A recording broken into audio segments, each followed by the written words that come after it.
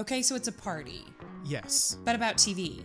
Yes. Join us every Monday for TV Party, where we'll talk about the news of the moment, the best episodes of the week, and what we can't wait to find sitting on our DVRs. We'll also chat with actors, writers, and experts about TV, elect classic characters to our Hall of Faces, deep dive into full seasons of some great shows, and more. Find us at Consequence of Sound, iTunes, or wherever you procure fine podcasts. Oh, Clint, one more thing. Is it open bar? It's BYO. Oh, got it.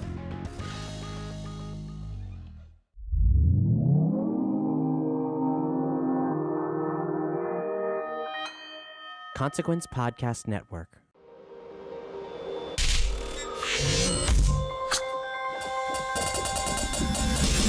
Welcome to another edition of Kyle Meredith With. It's an audio interview series presented by WFPK Independent Louisville at WFPK.org, Consequence of Sound, and the Consequence Podcast Network.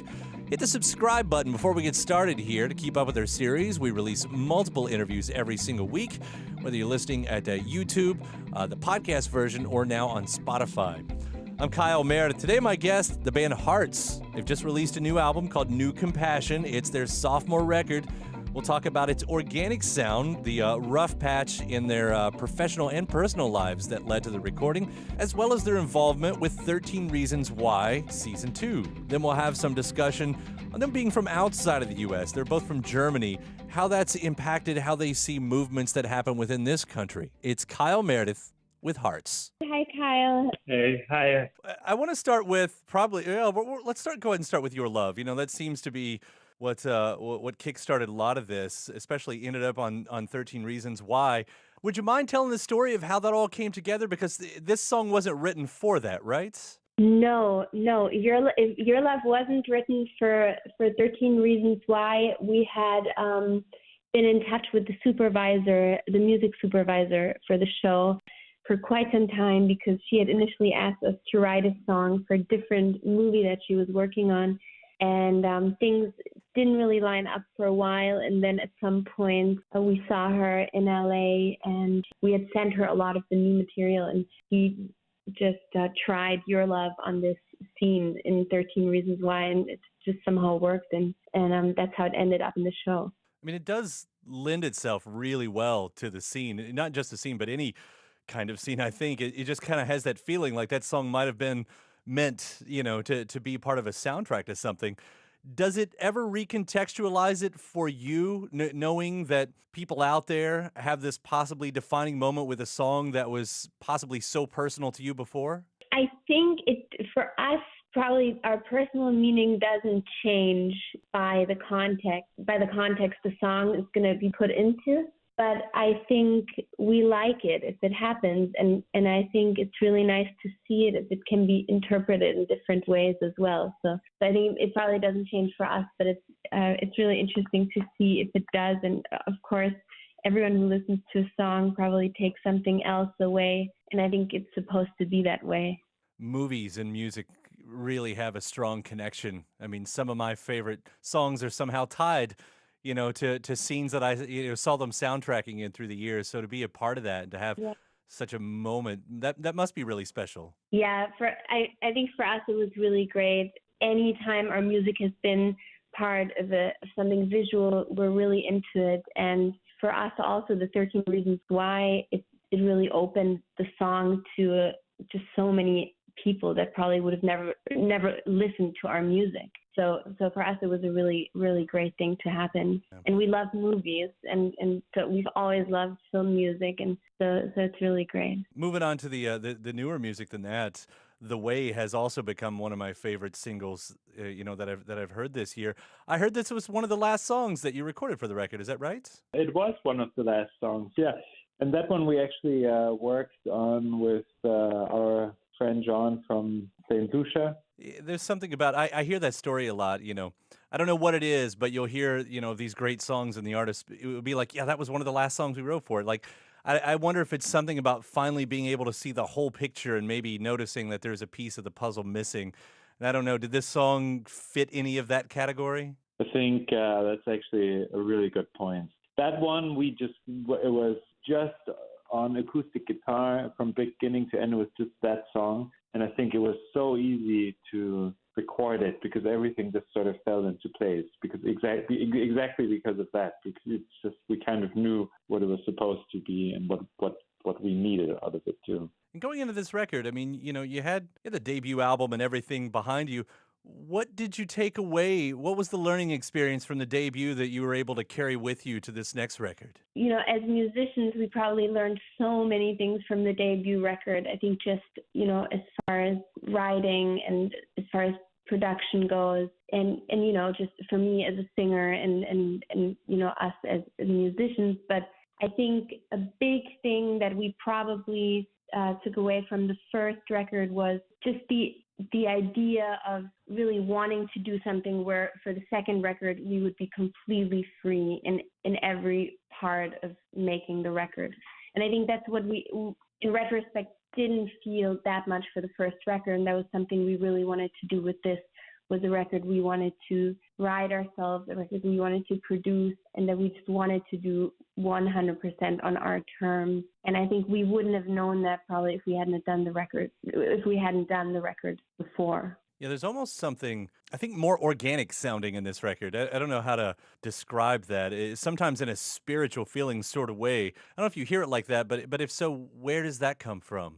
We never intended to do that, actually, and for us, it's always this thing where we never set out and have that kind of conversation or that decision where we want to make something sound like it. I think for us, it's always been more about the songs, and then we'll see what we think the songs need. But the thing that is a bit more raw about this record, I think it has a lot to do with where we were at personally, and it had a lot to do with the fact that making the record was for us, in a way, finding a sense in what we were doing, and then shaping that. It was really a time for us to understand things, to deal with things, and I think it's reflected in the sound as well, where we really wanted to find clarity and boil things down to the essence, and that's what we were trying to do with the sound, where we just wanted to strip things back, have less production, have less layers, and just really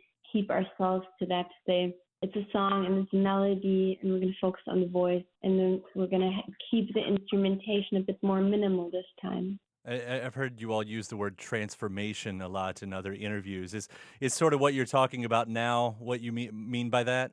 It's a really personal record for us, and the record is really an expression of our past 3 years, and it started in a time that was very, things got a little bit dark, and I think there was a melancholic feeling, or just some kind of like feeling of falling, and for us to figure things out again and go through this transformation had a lot to do with the record. And it was made over 2 years, so it was a time of a lot of changes musically and personally. And I just think that became a big part of the record, where there's kind of a darkness to it, but I think there's also something maybe hopeful in the music. So with what you're talking about, the darkness and the transformation, were you all writing before all of that? I mean, were there songs that existed that you maybe had to wipe away because they didn't fit the new thread and themes? Absolutely. Yeah. I mean, I think we wrote a lot more music for this record than what this record is. I mean, there were definitely a lot of songs that didn't make it, or that just sort of serving a different purpose, I guess. And so, but yeah, I mean, at some point it just became clear what we wanted it to be and what we wanted it to be about, or realize what it actually is about, because that wasn't so clear in the beginning. And then you just commit to that, and that's it. I know some of the album, what some of these lyrics, at least how I perceive them, there's calls for connection and community.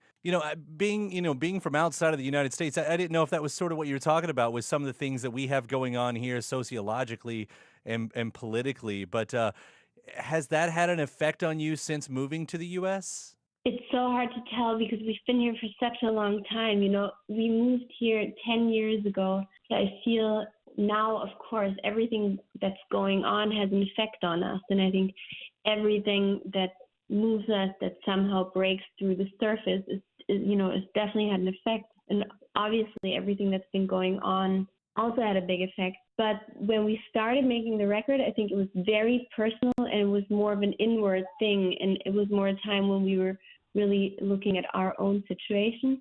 And then going through the process and making the record, I think at the end of it, we arrived at something that was a bit more universal. And I think also that's where the title of the album came from, New Compassion. It then, I think, had something to do. Obviously, it was that time, or it is a time where I do think a lot of people, they feel very lonely and a lot of people, they're isolated. And for us to write the song and then use it as the title, I think it signified a shift within us, and it has a lot to do with that notion of, leading with kindness and, leading from the heart and in a way focusing and shifting to the human aspect, to the things that everyone feels, that everyone goes through, no matter how different and isolated everyone feels. It's a perfect mantra. I sure do hope it catches on. I love how it's came out in these songs. I really do. This is one of my favorite releases of the year so far. I thank you all for doing what you're doing. And I thank you both for taking the time to talk to me about it, too. Thank you so much. Thank you so much. Yeah. It was great talking to you, and we'll hopefully see you on the road sometime soon. Yes, please. Come on out. Thank you all so much. I'll see you around. Take care. Okay. Thank you, Kyle. Thank you so much. All right. Bye. Okay, bye. My thanks to Haerts for that call right there. Again, their new record is called New Compassion. And if you haven't already, please hit the subscribe button right now, whether you're checking us out on YouTube, whether you're listening somewhere to the podcast, or whether you're listening on Spotify right now. Go ahead and hit the follow button there. After that, you can head over to WFPK.org. That's where I do a show every Monday through Thursday from noon to 3 Eastern. You'll also find some bonus episodes of this series. I'm Kyle Meredith. I'll see you next time.